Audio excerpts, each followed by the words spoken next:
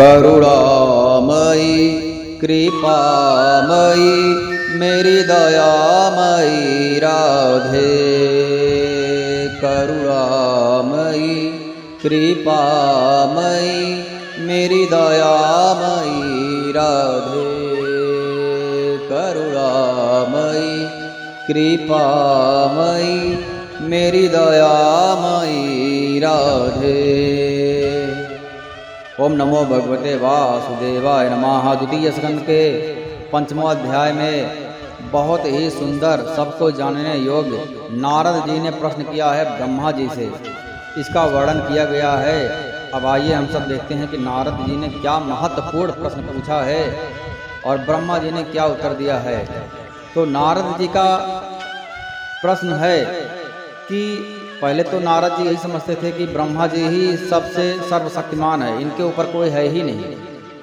तो देव देव नमस्ते अस्तु भूत भावन पूर्वज तद विजानीय यज्ञानमात्मता तत्व निदर्शनम यद्रूपम यदस्ति स्थानं यतः सृष्टिमिदं प्रभो यत् संस्थं यत् परं यत् तत्त्वं वद तद्वद सर्वैतद् भवान् वेद भूत भव्य भवत् प्रभु करामलकवद् विश्वं विज्ञानावसितं तव यदा विज्ञानो यदाधारो यत्परत्वं यदात्मक एका सृजसि भूतानि भूतैरेवात्ममायया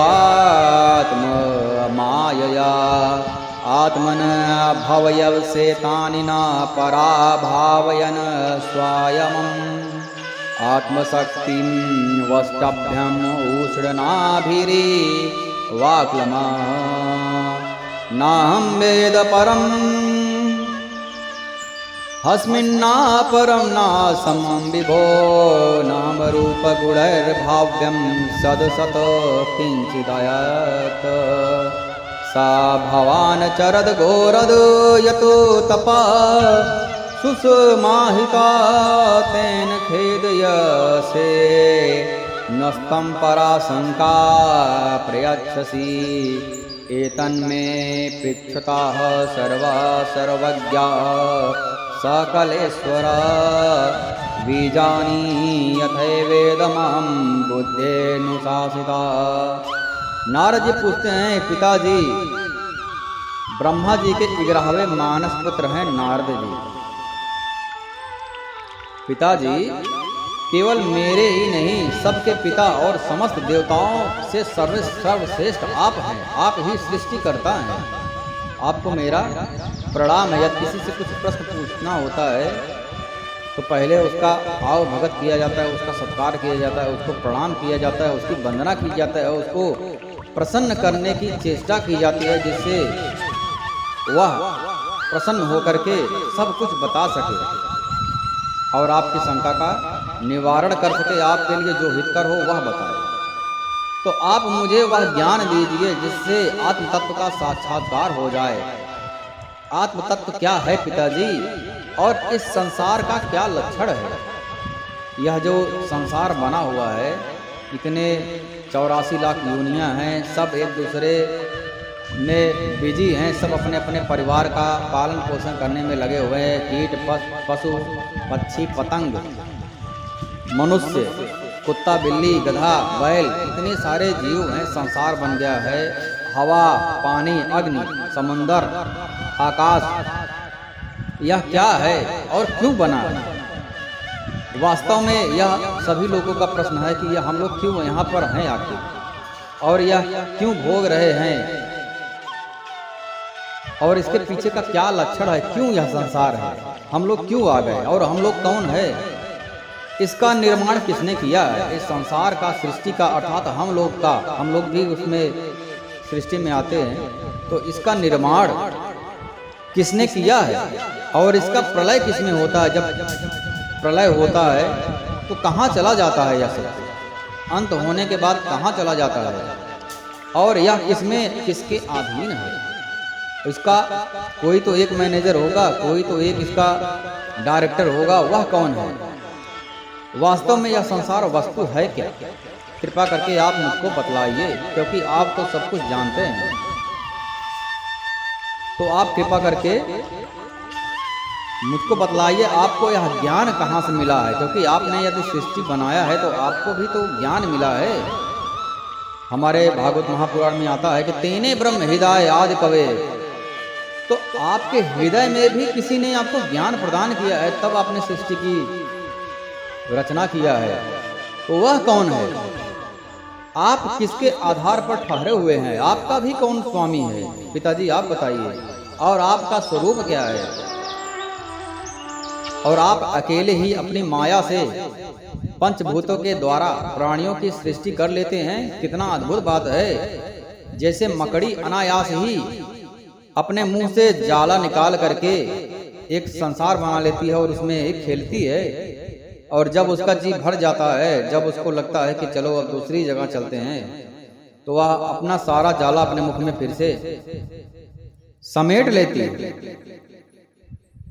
तो यह सब क्या है? जगत में नाम रूप और गुणों से जो कुछ भी जाना जाता है, मैं उसमें ऐसी क्या वस्तु है, क्या सत्य है, क्या असत्य है, क्या उत्तम है, अधम वस्तु नहीं देखता है, जो आपके सिवा किसी से उत्पन्न हो। सब कुछ आपसे ही उत्पन्न होता है, फिर भी आप ही सर्वश्रेष्ठ समझ में आता है, परंतु आपके ऊपर भी कोई है। आपको कौन ज्ञान प्रदान करता है? कृपा करके आप मुझको बतलाइए, क्योंकि आप तो सर्वज्ञ हैं, आप सर्वेश्वर है। एतन्मे पिछता सर्व सर्वज्ञ सकलेश्वर, आप ही सर्वज्ञ हैं, क्योंकि आपने ही संसार बनाया है, तो आपको तो यहाँ ज्ञान होगा ही। तो आप इसका उत्तर दीजिए, और ऐसा उत्तर दीजिए विजानीय यथय वेद महम बुद्धेनुशासन, जो हमारी बुद्धि में आए। ऐसा नहीं कि आप बता दीजिए और हमको कुछ समझ में ही ना आया। अक्सर ये भी होता है कि बहुत बड़े ज्ञानी होते हैं जो ऐसा कुछ बताएंगे जो साधारण मनुष्य के पल्ले ही नहीं पड़ता है। समझ में आया? हाँ सर आ गया। अब क्या करे, अपना बेइज्जती थोड़ी करवाएगा खड़ा होकर समाज में, नहीं मुझे नहीं आया। सब लोग बोलेंगे कि इसको आता ही नहीं कुछ। यह भी बहुत बड़ी समस्या है। तो नारद जी ने कहा अब ऐसा बताना कि जो हमारी बुद्धि जिसको ग्रहण करे। बेटा नारद, तुमने जीवों के प्रति करुणा के भाव से भर करके यह बहुत ही सुंदर प्रश्न किया है। सम्यक कारुणी कसवेदम वत्सते विचिकित्सितम यदहम चोदिता सौम्य भगवत दीर्घ दर्शने। पुत्र नारद, तुमने बहुत ही सुंदर प्रश्न किया है। इससे जीवों का कल्याण तो निश्चय ही हो जाएगा, क्योंकि इससे भगवान के गुणों का वर्णन करने की प्रेरणा मुझसे मिलेगी। ठीक है, तुमने मेरे विषय में जो कुछ भी कहा है, तुम्हारा वह कथन भी असत्य नहीं है, क्योंकि जब तक मुझसे परे का तत्व जो भगवान ही है ज्ञान नहीं लिया जाता, तब तक मेरा ऐसा भी भाव प्रतीत होता है। वह एक तत्व है अविज्ञायम परम मत एतावत्तम यतो हि में। जैसे एक उदाहरण दिया ब्रह्मा जी ने, बहुत ही सुंदर उदाहरण दिया है ब्रह्मा जी ने। जैसे येन स्वरोचिखा विश्वम रोचितम रोचयाम्यहम यथार्को अग्नि यथा सोमो यथ नक्षत्र ग्रहतार का।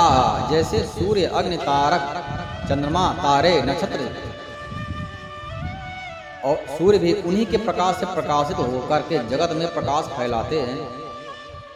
इसका भाव यह है कि सूर्य को भी कोई शक्ति है जो प्रदान करता है, पावर देता है, शक्ति देता है।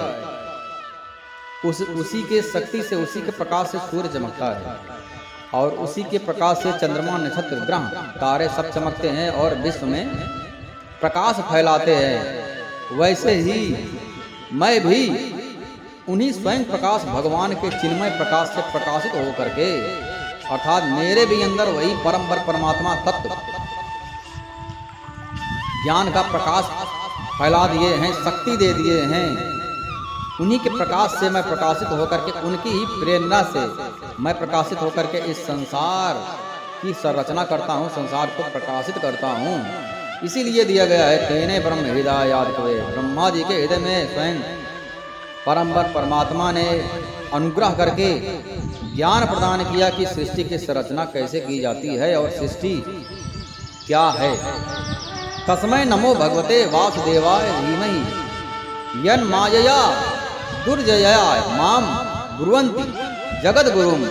उन भगवान वासुदेव की मैं वंदना करता हूँ। वे भगवान वासुदेव जी हैं जो सबको प्रकाश प्रदान करते हैं, मुझको भी वही प्रकाश देते हैं और मैं उनका प्रकाश पा करके इस संसार को प्रकाशित करता हूँ। और वही हैं जो सूर्य चंद्रमा तारे को प्रकाश देते हैं और वे भी संसार को प्रकाशित करते हैं। उनके पीछे भगवान वासुदेव जी हैं।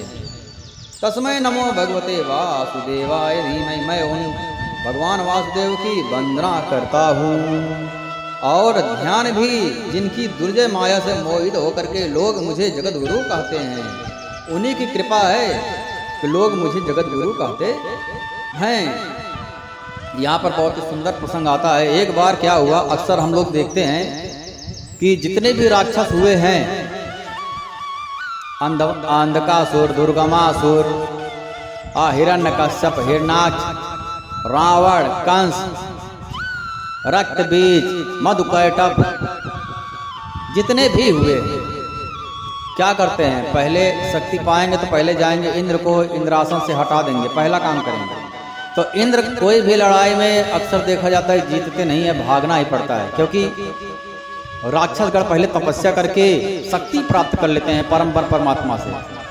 तो एक बार क्या हुआ, देवासुर संग्राम हुआ, उसमें इंद्र जीत गए, अग्निदेव जीत गए, वरुण देव जीत गए, सूर्य देव जीत गए। तो सब लोग को अहंकार हो गया, अरे हम लोग भी कोई है, बहुत पावरफुल है, क्योंकि हमारे ऊपर भगवान नारायण का हाथ है, भगवान परम ब्रह्म का हाथ है, इसलिए हमसे कोई अब जीत नहीं सकता है। अग्निदेव के मन में आया, हम चाहे तो पूरे संसार को, सृष्टि को जला करके राख कर दे। आहा। और वरुण देव को आया, जलमय कर दे, संपूर्ण सृष्टि का विनाश होता है तो संपूर्ण सृष्टि जलमय हो जाता है, मेरे ही प्रताप से ऐसा होता है। और पवन देव चाहे तो संपूर्ण ब्रह्मांड को मैं तिनके की भांति उड़ा दूं, मेरे अंदर इतनी क्षमता है। इसीलिए तो आज सारे देवता भाग खड़े हुए, हमारी शक्ति के आगे कोई ठहर नहीं सकता है। तो सब लोग स्वर्ग में अप्सराएं नृत्य कर रहे हैं, सब लोग अपना एंजॉय कर रहे हैं, सोमरस पीकर एंजॉय कर रहे हैं, आनंदित कर रहे हैं। स्वर्ग में एकदम आनंद ही आनंद है। यह देख करके माता आदि शक्ति परमपर परमात्मा, चाहे तो वाद शक्ति बोलो, चाहे तो परम तत्व बोलो, परमात्मा बोलो ना, सर्वम खलविदम ब्रह्मा एको अहम बहुसामा, परमपर परमेश्वर एक ही है, एक ही तत्व है। तो उस तत्व ने सोचा कि इनका घमंड दूर करना पड़ेगा, क्योंकि नहीं तो सृष्टि का संचालन बिगड़ जाएगा। और अगर यदि देवतागण ऐसे उन्माद में रहेंगे, आनंदित रहेंगे और अहंकार में रहेंगे, तो निश्चय ही भविष्य खतरे में हो सकता है। तो इनका घमंड यह चूर करना जरूरी है। तो परमवर परमात्मा एक अग्नि के रूप में वहां पर प्रकट हुआ स्वर्ग में। तो देव इंद्र ने बोला कि ये क्या इतना चमक रहा है, जाकर देखो। अग्निदेव को बोला, तो अग्निदेव बोले मैं अभी जाकर देखता हूँ। तो अग्निदेव जी गए वहाँ पर, तो वह अग्नि की ज्वाला धधक रही थी।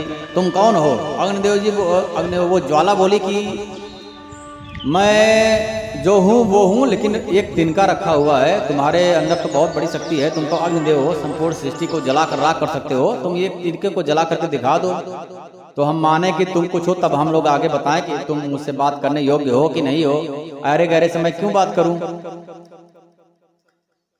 तो अग्निदेव जी ने बहुत प्रयास किया, परंतु वह तिनका नहीं जला, तिनका ज्यों का त्यों। अग्निदेव जी वापस आ गए। इंद्रदेव जी ने कहा कि क्या हो गया अग्निदेव, उसको भगा दिए? तो अग्निदेव जी सर नीचे करके बोले नहीं नहीं, वह कोई दिव्य शक्ति है, लगता है मैं कुछ भी नहीं कर पाया।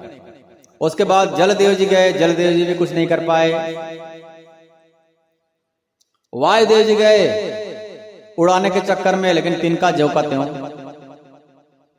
तो उसके बाद में सब लोग हाथ जोड़ करके खड़े हो गए, निश्चय ही आप कोई दिव्य आत्मा हो, परम शक्ति हो आप। तो उस शक्ति ने कहा कि मेरी ही शक्ति से तुम लोग को शक्ति मिलता है, मैं तुम सब लोग की शक्ति का स्रोत हूँ। मेरी शक्ति से तुमको अग्नि का शक्ति मिलता है, तुमको हवन का शक्ति मिलता है, वायु का शक्ति मिलता है, और पवन देव को पवन की शक्ति मिलती है। तुम लोग को इतना बड़ा अहंकार हो गया, तुम लोग मेरी शक्ति को अपनी शक्ति समझ रहे हो। सब उन लोग का घमंड चूर हुआ। कहने का भाव यह है कि कभी भी यह अहंकार नहीं करना चाहिए कि मैं कर रहा हूं, क्योंकि मैं के पीछे स्वयं ब्रह्मा के पीछे भी वह परम ब्रह्म है जो प्रकाशित करता है। फिर ब्रह्मा जी संपूर्ण सृष्टि को प्रकाशित करते हैं। भाव यह है कि परम शक्ति कोई दूसरा है, वही भगवान वासुदेव जी है। ओम नमो भगवते वासुदेवाय नमः।